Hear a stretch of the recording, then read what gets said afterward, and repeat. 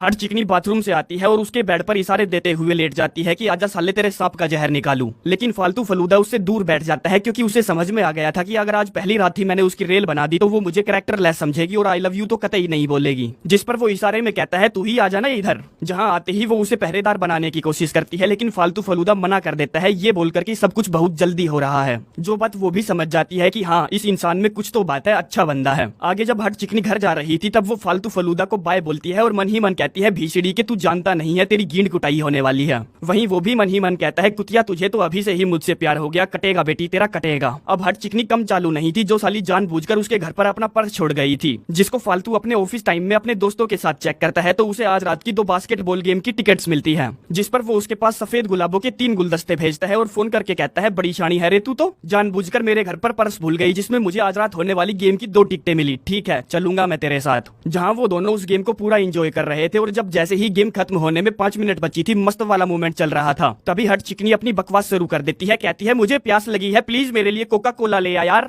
वो कहता है बस यार 2-3 मिनट की बात है अभी जाता हूँ। चिकनी कहती है पर मुझे प्यास लगी है। जिस पर ना चाहते हुए भी सड़ी सी शकल बनाकर वो उसके लिए ड्रिंक लेने जाता है और फटाफट दौड़कर वापस आता है, जिसकी हट चिकनी एक घूंट मारती है और कहती है यार ये तो डाइट कोक नहीं है, मुझे डाइट कोक चाहिए प्लीज यार, मुझे प्यास लगी है अभी ले आ। जिस बात से उसको गुस्सा तो बहुत आता है पर बेचारा कर भी क्या सकता था, ना चाहते हुए भी उसके लिए डाइट कोक लेने जाता है और गेम की एंडिंग मिस कर देता है, जिसको हट चिकनी पूरा एंजॉय करती है। आगे वो उसको टैक्सी में बैठाता है और एक प्यारी सी पप्पी देता है, कहता है चल अब निकल जा बहान की लमड़ी। अगले दिन हट चिकनी उसको परेशान करने के लिए ऑफिस टाइम में कॉल करती है जब वो अपने बॉस के साथ मीटिंग में था। कहता है मैं अभी बिजी हूँ बाद में बात करूंगा। चिकनी कहती है ठीक है शाम को हम एक मूवी देखने चलेंगे मेरी पसंद की, जहाँ पर्दे पर टॉम हैंक्स की मूवी चल रही थी और फालतू फलूदा उसमें खो चुका था। चिकनी पूछती है क्या सोच रहे हो तुम, दिमाग में क्या चल रहा है। वो कहता है यही की मूवी बहुत अच्छी है। चिकनी कहती है अच्छा तो तेरे दिमाग में कुछ नहीं चल रहा, चल बता वो कौन लड़की है जिसके बारे में तू ये मूवी देखता देखता सोच रहा है। जो सुनकर वो हक्का बक्का रह जाता है, कहता है मैं तो किसी भी लड़की के बारे में नहीं सोच रहा, बस इसके अलावा कि तू बहुत खूबसूरत है और ये मूवी बहुत अच्छी है। जिसको और ज्यादा परेशान करने के लिए वो उससे चिपट कर मूवी देखने लगती है। तभी पीछे बैठा मोटा बोलता है अबे बहान के लिमिंडो सालो तुम लोगों ने दिमाग की दही कर दी। हर चिकनी कहती है बे साले अगर मेरे बॉयफ्रेंड को गुस्सा आ गया ना तो तेरी गींड में हैंड पंप दे देगा, इसलिए चुपचाप पड़ा रहे।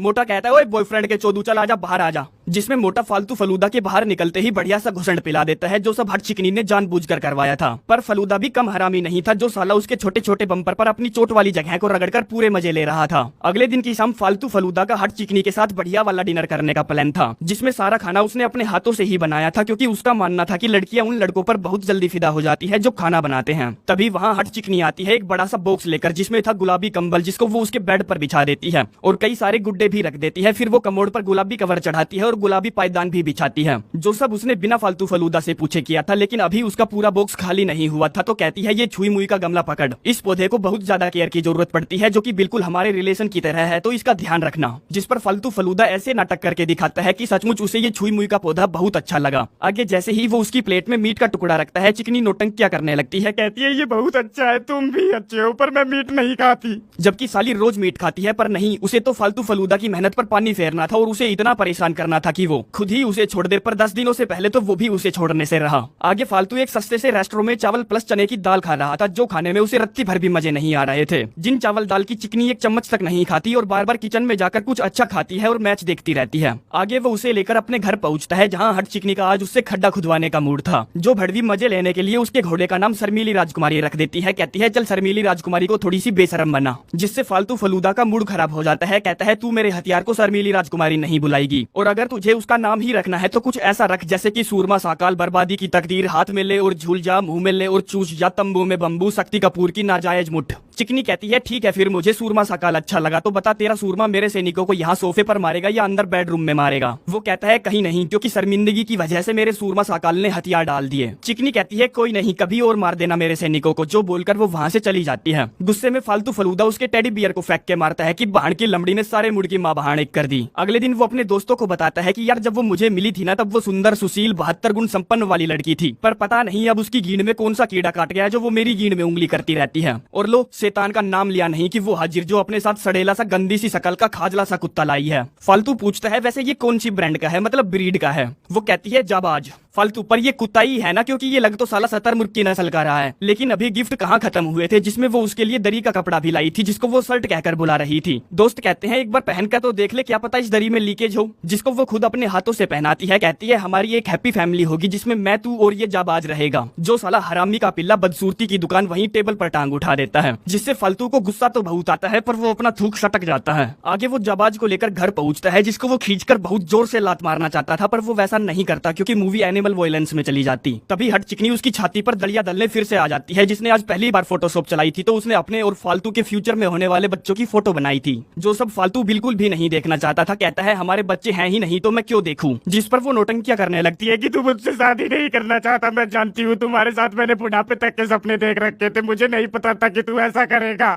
फालतू कहता है अरे यार मैं सचमुच फोटो देखना चाहता हूँ, वो तो बस मैंने ऐसे ही कह दिया था, चल दिखा। जिसमें हम देखते हैं कि उनके बच्चे साले अत्यंत बदसूरत है। फालतू कहता है अरे बाप रे कितने सुंदर बच्चे हैं हमारे। तभी फालतू की मोम की कॉल आती है जिसमें उसे पता चलता है कि हट चिकनी उसकी माँ से काफी दिनों से बात कर रही है, वो भी उसकी पीठ पीछे बिना उसे बताए। जिसके बाद सबसे बड़ा झटका तो उसे तब लगता है जब वो अपने बाथरूम में पिंक तौलिया, पिंक ब्रश और वहाँ रखा लड़कियों का बहुत सारा सामान देखता है, जिससे फालतू को ऐसा लगता है कि वो कमीनी उसके घर पर कब्जा करती जा रही है। हमें लगता है अब तो पक्का वो उसकी खाट खड़ी करके मारेगा, पर नहीं, वो उससे कुछ नहीं कहता, जो चुपचाप अपने दोस्तों के साथ बास्केटबॉल मैच देखने की तैयारी में था। पर हट चिकनी के होते हुए ऐसा होना पॉसिबल ही नहीं था, जो उसको पिंक कलर की टी शर्ट पहनाकर लड़कियों के कॉन्सर्ट में ले जाती है। अगले दिन हट चिकनी जब अपनी सहेलियों के साथ धूप के मजे ले रही थी तब एक सहेली कहती है इतना सब होने के बाद भी उसने तुझे नहीं छोड़ा, बढ़िया यार। वो कहती है मुझे लगता है अब कुछ जबरदस्त तरीका आजमाना पड़ेगा क्योंकि मैंने सब करके देख लिया, चिपकू बन ली, लालचन बन ली, शिकायती बन ली, यहाँ तक की तोतली भी बोल ली। सहेली कहती है फिर तू एक काम कर, अपने पुराने बॉयफ्रेंड के किस्से छेड़ने स्टार्ट कर दे। वो कहती है हाँ पर वो फिर भी नहीं छोड़ने वाला, ये कुछ सख्त जान टाइप का लोंडा है, मुझे कुछ खतरनाक ही ट्राई करना पड़ेगा। वहीं फालतू फलूदा जब अपने दोस्तों के साथ पोकर खेल रहा था, बियर पी रहा था, सिगार फूक रहा था, तभी हट चिकनी वहाँ अपने सड़ेले कुत्ते जाबाज को लेकर पहुंचती है, जिसने आज ठान लिया था कि वो किसी भी हाल में आज उससे ब्रेकअप करके रहेगी।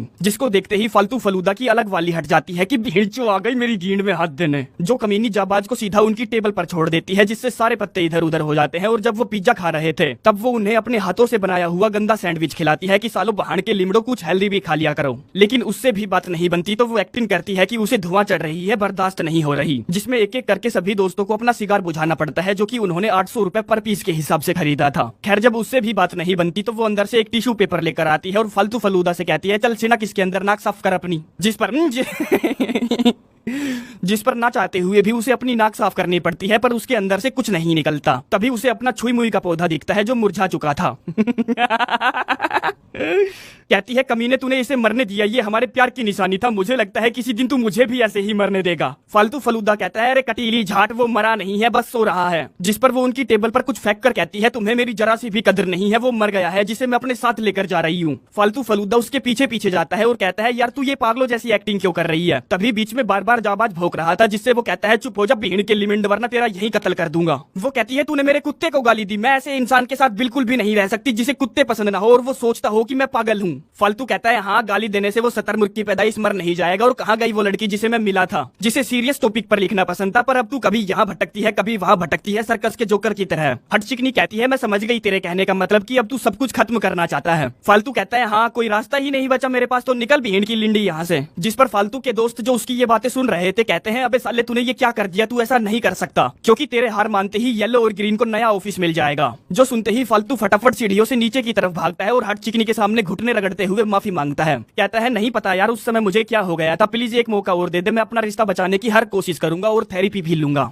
वो कहती है अच्छा तो तू थेरेपी भी लेगा, मेरे पास एक बढ़िया डॉक्टर है जो तुम जैसे लोगों का दिमाग अच्छे से ठिकाने लगाना जानती है। फालतू कहता है हाँ प्लीज यार मुझे उसी की जरूरत है। अगले दिन दोनों थेरेपी लेने जाते हैं, जिसमें डॉक्टर और कोई नहीं हट चिकनी की फ्रेंड मिशेल है, जो उससे पूछती है सेशन शुरू होने से पहले ये बताइए आप मुझे फीस कैसे देंगे। फालतू पूछता है कितनी फीस है तेरी, होगी 10-20 डॉलर। वो कहती है नहीं पूरे 300 डॉलर। जो सुनकर उसको झटका सा लगता है पर वो हंसने का नाटक करता है। मिशेल पूछती है तो बताइए आप दोनों कब से साथ हो। वो कहता है कुल 7 दिनों से। आप बताइए हम कहीं थेरेपी लेने जल्दी तो नहीं आ गए, क्योंकि 7 दिनों का रिलेशन बचाने के लिए कोई थेरेपी नहीं लेता। हट चिकनी कहती है डॉक्टर साहब आपने अभी अभी सुना ना इसने क्या कहा, इस तरह की भाषा से बताइए हम दोनों के बीच में टकराव कैसे नहीं होगा। मिशेल पूछती है तो बताइए आप दोनों का मजदूरी वाला रिलेशन कैसा है। फालतू फलूदा कहता है कभी मौका ही नहीं मिला। हट चिकनी कहती है मैंने इसको मौका दिया था पर इसका तोप खाना सलामी नहीं देता। जिस बात से से फालतू फलूदा की ईगो हर्ट हो जाती है। कहता है मेरे तोप खाने में कोई प्रॉब्लम नहीं है। और उस रात जब मैं इससे सलामी दिलवाने वाला था तभी इसने मेरे तोप खाने का नाम राजकुमारी शर्मिली रख दिया, जिसमें शर्म के मारे उसने अपना मुंह ही छुपा लिया। बताइए ऐसे कौन करता है। मिशेल फिर से बात को घुमा देती है। कहती है मुझे गुस्से की बदबू आ रही है, तो चल फटाफट जोर से गहरी गहरी सांसें भर और बता कि तू हट चिकनी की हरकतों से शर्मिंदा है। वो कहती है हाँ ये शर्मिंदा है, और तो जब मैंने इसकी माँ से बात की ना तब तो ये बावली गिमिंड जैसे पागल ही हो गया था। फालतू कहता है हाँ तूने छुप के बात की, और अगर तुझे मेरी माँ से बात करनी है तो करना, कोई दिक्कत नहीं है, खुल के कर। कल चल मैं तुझे अपनी माँ से मिलवा ही लाता हूँ। मिशेल कहती है ठीक है फिर हट चिकनी, कल तू इसके साथ इसके घर जाएगी, जो वो बिल्कुल भी नहीं जानना चाहती थी। अगले दिन फालतू उसे अपनी बाइक पर पटककर अपने घर ले जाता है, जिसको वो अपनी माँ से, बाप से, भाई से, भाभी से, सभी से मिलवाता है, जो सारे के सारे बहुत अच्छे थे, जिनके साथ वो आसानी से घुल मिल जाती है। और जब सभी पत्ते खेल रहे थे तब हट चिकनी फालतू को उसमें हरा देती है, जिस पर फालतू की माँ उसे गले से लगाकर बधाई देती है और कहती है कभी मेरे बेटे की सील मत तोड़ना, मतलब कि दिल मत तोड़ना, क्योंकि तू वो पहली लड़की है जिसको वो घर लेकर आया है। जिस बात से हट चिकनी स्पेशल फील करती है और उसके खत्म दिल में फालतू के लिए कहीं जगह बननी शुरू हो जाती है। जिसके बाद फालतू उसे बाइक चलाना सिखाता है, जिसमें वो दोनों पहली बार अपने मतलब को साइड में रखकर उस पल को एंजॉय कर रहे थे। जिस बीच मेरी नजर हट चिकनी की छाती पर पड़ती है, जिसे देखकर ऐसा लगता है कि इसे बरा की नहीं बैंडेज की जरूरत है। खैर वो दोनों वापस घर आते हैं। हट चिकनी उससे कहती है मुझे पहली बार किसी की फैमिली इतनी ज्यादा अच्छी लगी जिन्होंने मुझे बहुत सारा प्यार दिया। जिन भावनाओं में बहकर वो फालतू को अपनी भर भर के फालतू में ही दे देती है, जिससे अब फालतू फलूदा को भी उससे अटैचमेंट होने लगी थी, क्योंकि यहाँ वो पागलों जैसी हरकतें नहीं कर रही थी, वो बिल्कुल वैसी बन गई थी जैसी वो शुरुआत में थी। वापस आकर फालतू उसे उसके घर छोड़ने जाता है और कहता है कल रात मेरा बॉस एक पार्टी दे रहा है, इसलिए मैं चाहता हूँ कि तू मेरे साथ चले मेरी गर्लफ्रेंड बनकर। वो कहती है ठीक है चलूंगी। फालतू उसे पार्टी के अगले दिन होने वाले बास्केटबॉल गेम की टिकट दिखाता है, जिन्हें देखकर वो खुश हो जाती है और उसे गले से लगा लेती है। आगे वो अपने ऑफिस पहुंचती है और अपने बॉस से कहती है मुझसे वो आर्टिकल नहीं लिखा जाएगा, क्योंकि मैं प्यार में हूँ, वो भी एक ऐसे बंदे के साथ जो मुझे जीवन भर नहीं छोड़ेगा, जिसके मैं हर तरीके से इम्तिहान ले चुकी हूँ। बॉस कहती है मुझे नहीं पता बहाने की लिमिट तू उसे कैसे लिखेगी, पर तुझे वो लिखना पड़ेगा क्योंकि तू प्रोफेशनल है। आगे फालतू फलूदा उसे पार्टी में लेकर पहुंचता है, जो बिल्कुल ही कॉन्फिडेंट नजर आ रहा था, जिसे देखकर येलो और ग्रीन जल जाती है, क्योंकि हट चिकनी को पार्टी में लाकर वो आधी शर्त तो वैसे ही जीत गया था। अब बारी थी ये पता लगाने की कि वो फालतू फलूदा से प्यार करती है या नहीं, जिसमें फालतू का बॉस उससे पूछता है क्या तू उस आदमी से प्यार करती है। वो मना करती है, पर उसके चेहरे से साफ झलक रहा था कि हाँ ये करती है। जो बात बॉस फालतू को जाकर बताता है, कहता है भीषड़ी के तू शर्त जीत गया, डायमंड वाला क्लाइंट अब तुझे ही मिलेगा। जिस सबसे येलो और ग्रीन के पिछवाड़े में आग लग जाती है, तो वो सब कुछ खराब करने के लिए फालतू के दोस्तों से कहती है फटाफट हट चिकनी के पास जाओ और उसे ये समझा दो कि हमारा बॉस जब उससे बात करने आए तब वो गलती से भी शर्त का नाम न ले। जिसमें वो दोनों वैसा ही करते हैं। कहते हैं फालतू फलूदा का बॉस जब तुझसे बात करने आए ना तब तू ऐसा नाटक करना जैसे कि तुझे शर्त के बारे में कुछ नहीं पता था, बिल्कुल ऐसे दिखाना जैसे कि तुझे पटाने की शर्त उसने कभी लगाई ही नहीं थी। जो सुनकर वो समझ जाती है कि फालतू फलूदा ने उसकी नौटंकियां सिर्फ इसी वजह से सही, उसे सिर्फ इसी वजह से पटाया क्योंकि उसने अपने बॉस के साथ शर्त लगाई थी। वहीं फालतू फलूदा की मुलाकात होती है हट चिकनी की बॉस से, जो दोनों आपस में एक दूसरे के क्लाइंट थे और दोस्त भी थे। फालतू कहता है वो खूबसूरत लड़की मेरा इंतजार कर रही है, मैं तुमसे बाद में बात करता हूँ। वो कहती है हट चिकनी क्या, वो मेरी खास लड़की है जो आजकल एक हाउ टू लूज नाम का आर्टिकल लिख रही है, जिसको लिखने के लिए वो एक बंदे के साथ प्यार का बहुत तगड़ा नाटक कर रही है और अजीब अजीब सी बेहुदा हरकतें करके उसे परेशान कर रही है। जो सुनकर फालतू का दिल टूट जाता है, क्योंकि ये बंदा प्यार करने लगा था। अब गुस्से में तो अपनी हट चिकनी भी थी, जो बिना किसी को बताए पार्टी से जाने लगती है। फालतू फलूदा दौड़ता हुआ आता है और उसे रुकने के लिए कहता है। वो कहती है भाण के लिंडी, तूने मेरा इस्तेमाल किया अपने काम में आगे बढ़ने के लिए, घमंडी गिंड में छुरा घोपने वाले धोखेबाज। फालतू कहता है भीषड़ी की उसका क्या, जो तूने मुझे अपना आर्टिकल लिखने के लिए आधा पागल कर ही दिया था। मैं तेरे लिए बस एक शिकार था जिसपे तुझे अपनी थ्योरी टेस्ट करनी थी। वो कहती है हाँ मैं भी वो बकरी थी जिसको किसी ने बार में ऐसे ही दूध निकालने के लिए चुन लिया था। फालतू कहता है तूने अपना काम बहुत अच्छे से किया, तू अपने बॉयफ्रेंड को 10 दिनों में खोना चाहती थी ना, बधाई हो भाण की लिमिंडी, तूने खो दिया। वो कहती है नहीं मैंने नहीं खोया, क्योंकि तुम कभी उसे नहीं खो सकते जो तुम्हारा कभी था ही नहीं। जो बोलकर वो वहाँ से चली जाती है और फालतू भी वापस पार्टी में चला जाता है। अगले दिन हट चिकनी अपनी बॉस के सामने कंप्लीट आर्टिकल पेश करती है, जो कि सचमुच उसने बहुत अच्छा लिखा था, जिससे वो इम्प्रेस हो जाती है। हट चिकनी पूछती है तो क्या मैं अब सीरियस टॉपिक पर लिख सकती हूँ, जैसे पॉलिटिक्स, गरीबी, भुखमरी पर। बॉस कहती है नहीं, तू कुछ और टाइम यही सब करेगी। जिस बात से हट चिकनी का मत्था सटक जाता है, तो वो तुरंत ही जॉब छोड़ देती है। आगे 4-5 दिन बीत जाते हैं, जिसमें जब फालतू फलूदा डायमंड की एडवर्टाइजमेंट में बिजी था, तभी वहाँ उसका दोस्त आता है हट चिकनी का लिखा हुआ आर्टिकल लेकर, जिसमें उसने फालतू के बारे में काफी कुछ लिखा था कि मैंने एक ऐसे शख्स को खो दिया जिससे मुझे प्यार था, एक ऐसा यार खो दिया जो मेरा पहरेदार था। जो सब पढ़कर फालतू फलूदा भावुक हो जाता है, तो वो फटाफट उसके ऑफिस पहुंचता है, जहां उसे पता चलता है कि हट चिकनी तो वॉशिंगटन जा रही है किसी और मैगजीन में इंटरव्यू देने। जिस पर वो अपनी बाइक से झटपट उसके घर पहुंचता है और देखता है कि वो एक टैक्सी से जा रही है, जिसका वो पीछा करता है और साइड में लगवाता है। पूछता है इस आर्टिकल में जो लिखा है वो सच है या फिर बेचने के लिए लिखा है।